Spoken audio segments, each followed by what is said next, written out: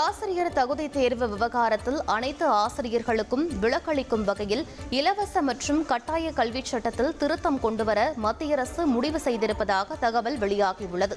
இது தொடர்பான வழக்கில் அண்மையில் தீர்ப்பளித்த உச்சநீதிமன்றம் 2011ஆம் ஆண்டுக்கு முன்பு பணியில் சேர்ந்த ஆசிரியர்களில் 5 ஆண்டுகளுக்கும் அதிக பணிக்காலம் இருக்கக்கூடியவர்கள் கட்டாயம் தகுதி தேர்வு எழுதி தேர்ச்சி பெற வேண்டும் என்றும், இல்லையென்றால் கட்டாய ஓய்வில் செல்ல வேண்டும் என்றும் உத்தரவிட்டது.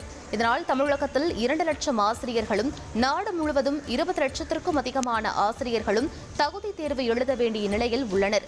இந்த விவகாரத்தில் உச்சநீதிமன்றத்தில் சீராய்வு மனு தாக்கல் செய்துள்ள தமிழக அரசு 2011ஆம் ஆண்டுக்கு முன் பணியில் சேர்ந்தவர்களுக்கு விலக்களிக்க வேண்டும் என வலியுறுத்தியிருந்தது. இந்நிலையில் ஆசிரியர்கள் நலனை கருத்தில் கொண்டு இலவச மற்றும் கட்டாய கல்விச் சட்டத்தில் திருத்தம் கொண்டுவர மத்திய அரசு முடிவு செய்திருப்பதாக தகவல் வெளியாகியுள்ளது.